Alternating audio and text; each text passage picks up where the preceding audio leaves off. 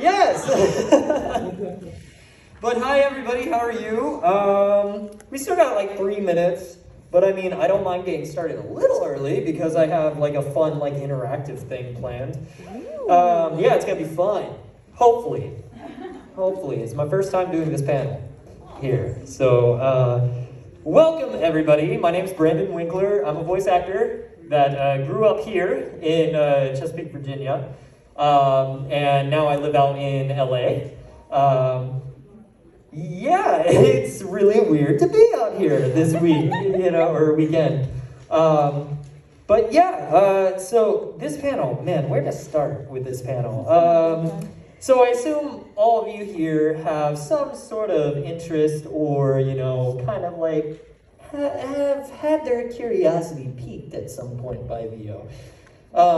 Well, good news for you. I'm gonna share, basically the point of this panel is to kind of share my story, how I started here going to Nekocon literally every year, to then being able to be in shows like Sword Art Online, Demon Slayer, I've been in Genshin Impact, a ton of stuff, and I'm actually really nervous up here. It's like, oh my gosh, I feel like I'm just like beyond excited to be here. To LA, how to pursue voiceover anywhere, even Virginia. A little bit about me. I'm Winckler. I grew up here in Chesapeake. Nekocon's my home con, and I would come here every year. I mean, even 6 years ago, I think since I moved to LA, I think my last Nekocon was about like 5 years ago, exactly. Which is crazy because since then I've just been so busy I haven't been able to come back out. Been tons of things, Sword Art Online, Pokemon, Beyblade, Monster Hunter, Final Fantasy 7, Final Fantasy 7 Brave Exvius, Kuroko's Basketball. The list goes on for a while and I didn't want to type it all, so IMDb is your best friend. And I started my voiceover journey in Portsmouth, funny enough. That's where I lived for most of my young life. And about the time that I turned 22, I moved up to New York because I got a job.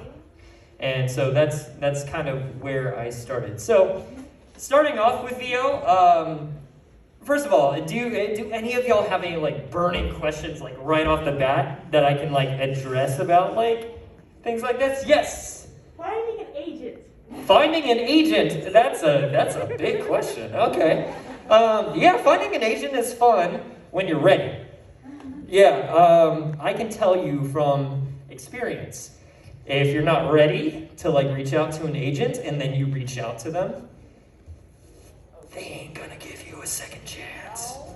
Yeah, they're gonna be like, who's this joker? Hi, people that are funneling in. Hello. Welcome. I'm so glad you're here.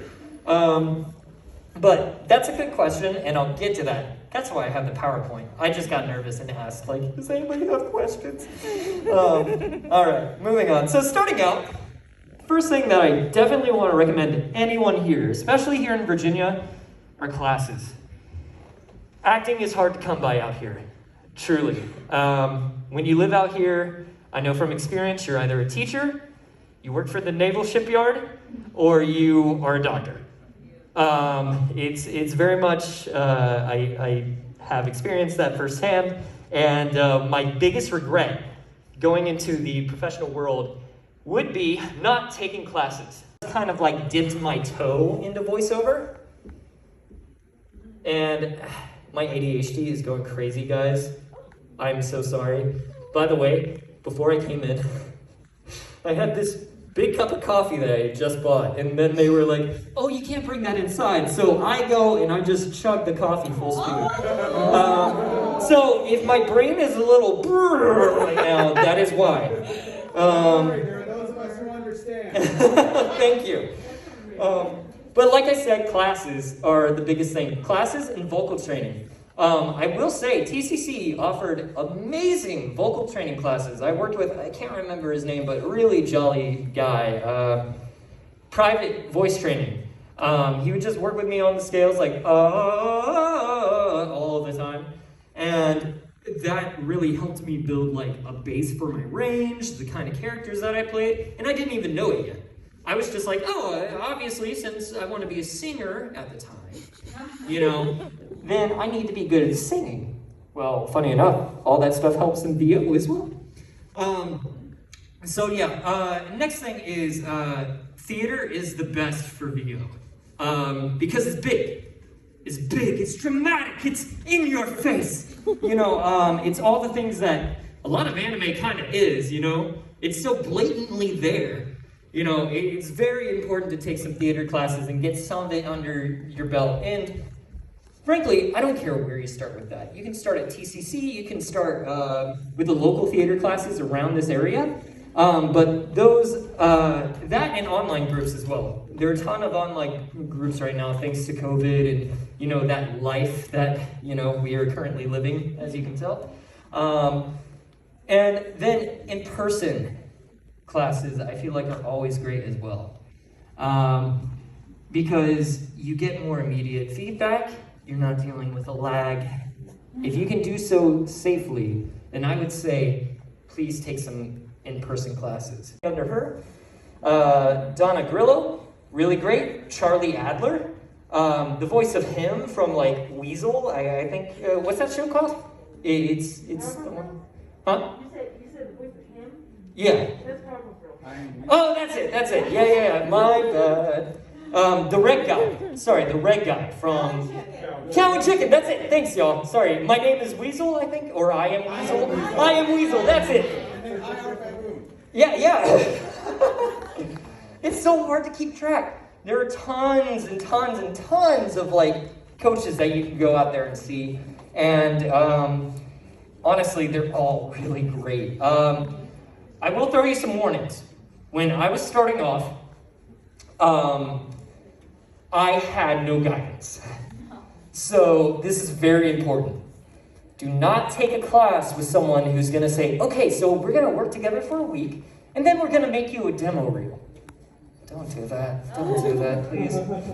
I know it sounds tempting, and I know the money-saving option is there. Trust me, I was overdrawn on my bank accounts 24/7 when I was out here.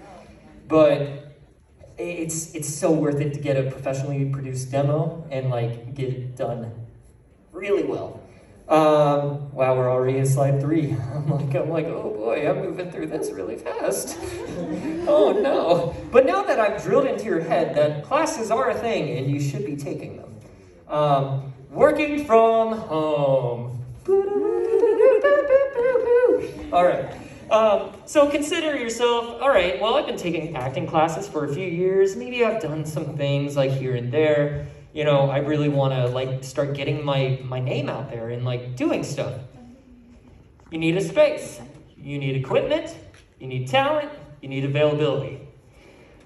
All 4 of those things, which I know aren't listed here, are very integral. Because without availability, you have... But I totally agree with you. I think in the right circumstance, like a PVC booth would be a great like option. Like when I first moved to LA, I actually made a PVC booth. But in addition to the PVC booth with the moving blankets and all that, I also put up sound panels everywhere in my room. All the corners were like, patched up with sound foam. Like it looks like a drunk dad like went in and like tried to build a recording studio. It was really bad, but like it worked. I recorded some auditions from there that I booked. I booked Yu-Gi-Oh! Oh, well, no. I booked Theo from Record of Grand Crest War. On Netflix, by the way, if you haven't watched. I did that from a PVC booth where I had like literally nothing. Any questions before we move on? Okay, I'm gonna ask a few. So yes, you first. So what if we're all interested in this, but we're college students, aka broke and no time? Hey, I was there. So I created my own projects back when I was starting off. I started off with fan dubs, believe it or not. Like, I knew that I would never be given a chance in my current situation, so I made my own opportunity. You know, and that created, I did a Tales of Symphonia fan dub. I love Tales, like, more than life itself. And I got together, like, a small cast of people from all around the country. I just posted on, like, little voice acting boards. And I was like, hey, anyone want to help me make this thing? And they were totally down. And it was terrible, but at least I did it. You know, like... It was fun, Brandon. Yes, he was on the cast with me. Sean right here was on the cast with me. He voiced Kratos. Yeah. Kratos. Wow. Oh no, why did I say Kratos? That's disgusting. I'm the worst fan ever. But no, and I saw somebody else over here had a question. Yeah, so would you say that egg cartons would also be a good sound damper? Egg cartons? Yeah. They're thin. I don't like them. They're... Plus, I mean, like, who wants to buy that many eggs? You know, like I get the scientific thought that it would work because they're rigid, but in my experience, they don't really do much. I think they're a good addition to something that's solid. So, like, maybe if you have sound panels, like, built up, then putting the egg carton on top of that will help diffuse the sound just a little more. But in my experience, like, things like paper and that stuff give just as much reflection as something that's hard, like on the floor. You know what I mean? So, like, in my experience, I love sound panels. I love anything on Amazon that's cheap. You can go... What I did when I was young and poor... I'm still poor, but, you know, like, you get me. I went to McDonald's... That is true! I went to McDonald's on a regular basis. But I went to Walmart. I went to Walmart and I would buy a king-size mattress pad for $12, and then I would cut it up and then put it in my closet. And just when I would get $12, I would get another layer and another layer and another layer, and I would just build, like, put it all up in my closet. And I would use Velcro to, like, attach it, so that way I didn't ruin my walls. Don't ruin your walls, people, please. Because I did. I put nails in my cousin's house, and that was not great. Poor guy. Still makes fun of me to this day.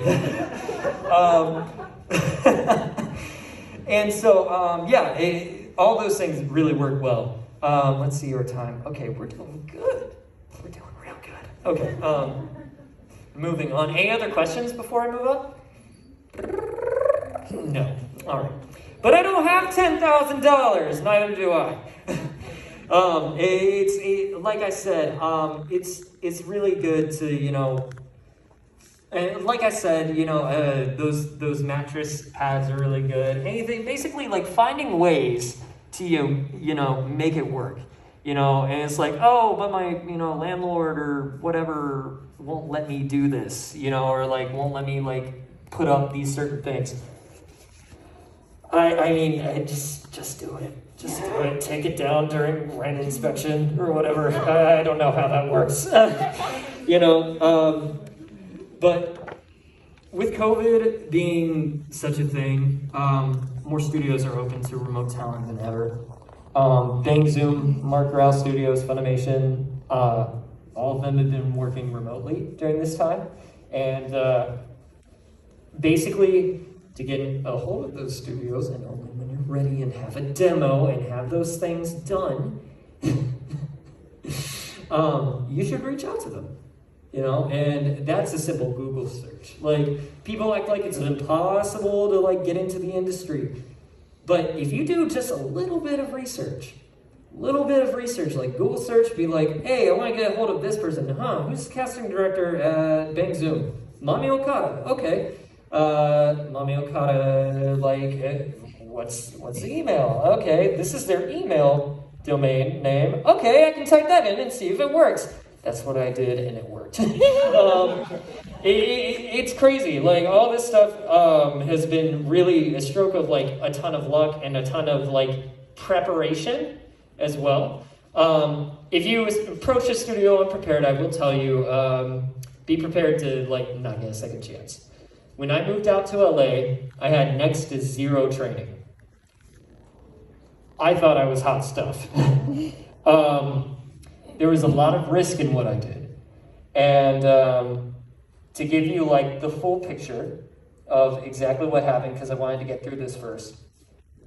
How I did this is I started at, I'll say I was about 20 when I started, and I got kind of like an idea of like, oh, I want to get into voiceover.